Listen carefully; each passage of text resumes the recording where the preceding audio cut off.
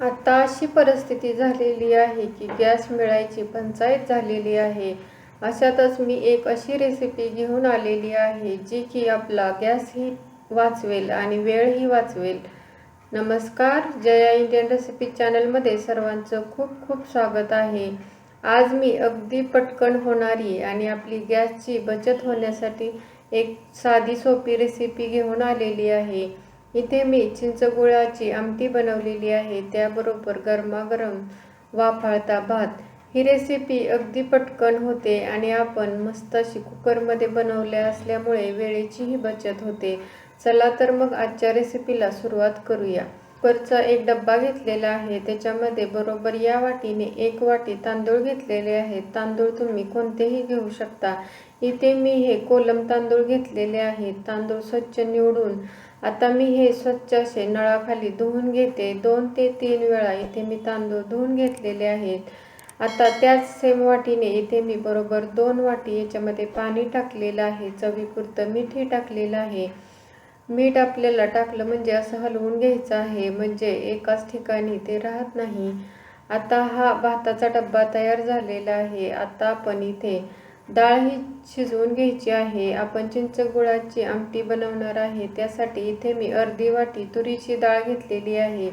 स्वच्छ धुवून घेतलेली आहे. आता आपल्याला हे डाळ शिजण्यासाठीही पाणी ओतायचं आहे.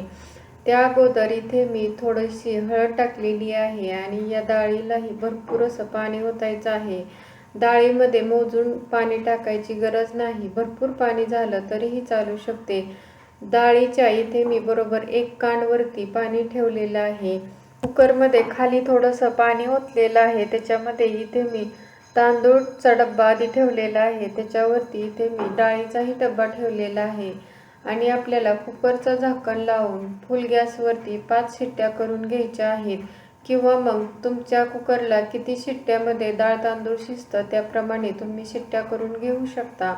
आता इकडे शिट्ट्या होत आहेत ना, तोपर्यंत मी काय करणार आहे, इकडे मी अगोदरच 10 ते 15 मिनिटे गरम पाण्यामध्ये चिंच भिजायला ठेवलेली होती. आता ही चिंच छान अशी भिजलेली आहेत. चिंचेचे 4 ते 5 बुटुक इथे मी भिजायला टाकलेले होते. आता चिंच चांगली भिजलेली असल्यामुळे हाताने असं चोळलं तरी व्यवस्थित या चिंचेचं पाणी तयार होतं. इथे आपलं चिंचेचं पाणीही छान तयार झालेलं आहे. कुकरच्या 5 शिट्ट्या झालेल्या आहेत आणि त्याची वाफही गेलेली आहे. इथे आता कुकरचं झाकण काढलेलं आहे. इथे बघा, आपली डाळ अगदी छान अशी गाळ शिजलेली आहे. अशी एकदम गाळ शिजलेलीच डाळ आपल्याला चिंचगुळाची आमटी बनवण्यासाठी हवी आहे. आता भात छान वाफलावा आणि छान असा गरम राहावा म्हणून इथे मी झाकण लावलेलं आहे.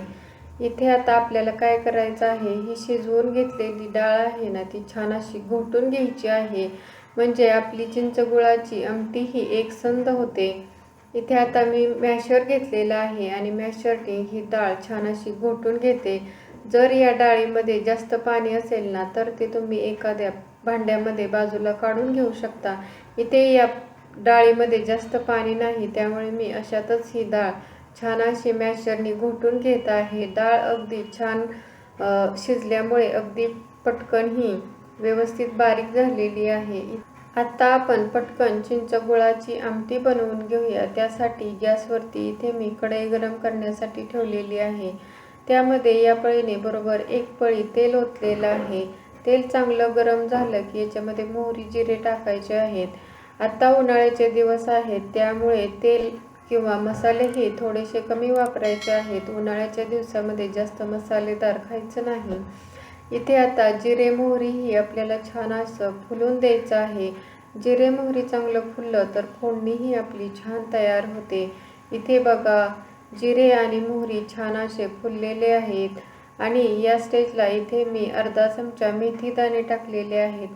मेथीदाणे या आमटीमध्ये टाकले ना, आपली आमटी छान हेल्दी होते, त्याबरोबर चवही आणखी छान अशी वाढते. आता तेल भरपूर गरम झालेलं आहे. त्याच्यामध्ये डायरेक्ट कोरडे मसाले टाकायचे नाहीत. जर टाकले तर ते करपू शकतात. त्यामुळे इथे मी फोडणीमध्ये थोडीशी बारीक चिरलेली कोथिंबीर आणि कढीपत्ता टाकलेला आहे. आता कोथिंबीर ही छान अशी या फोडणीमध्ये परतून घेतल्यामुळे आपली आमटी ही चवीला छान लागते. आता तेलाचा थोडासा ताव कमी झाला की आता आपल्याला याच्यामध्ये कोरडे मसाले टाकायचे आहेत। इथे मी अर्धा चमचा लाल तिखट, अर्धा चमचा धने पावडर टाकलेली आहे। त्याचबरोबर 1 चमचा इथे मी गोडा मसाला टाकलेला आहे। गोडा मसाला टाकल्यामुळे आपली आमटी आहे ना ती छान चविष्ट लागते। त्याचबरोबर 2 चिमूट इथे मी हिंगही टाकलेला आहे। आता हे कोरडे मसाले छान याला तेल सुटेपर्यंत परतून घ्यायचे आहेत आणि कमी गॅसवरतीच परतायचे आहेत, म्हणजे आपले मसाले करपणार नाहीत।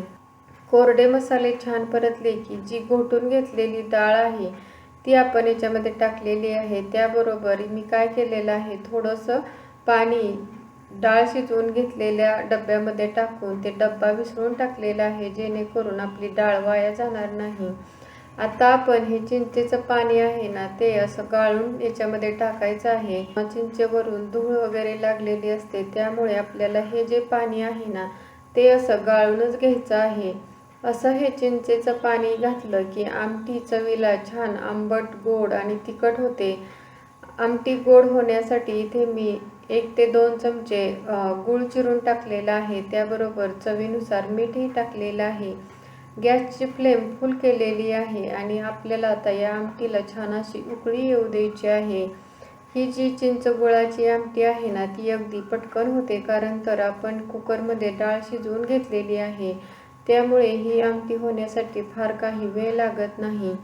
एकदा का या आमटीला उकळी आली की गॅसची फ्लेम अगदी कमी करायची आहे आणि कमी गॅसवरती फक्त 3 ते 4 मिनिटे आपल्याला ही आमटी छान अशी उकळवून घ्यायची आहे।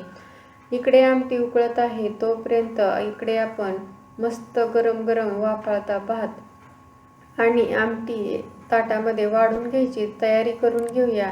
इथे मी हा गरमागरम वाफाळता भात एका वाटीमध्ये काढून इकडे मी असं प्लेटमध्ये टाकून घेतलेला आहे।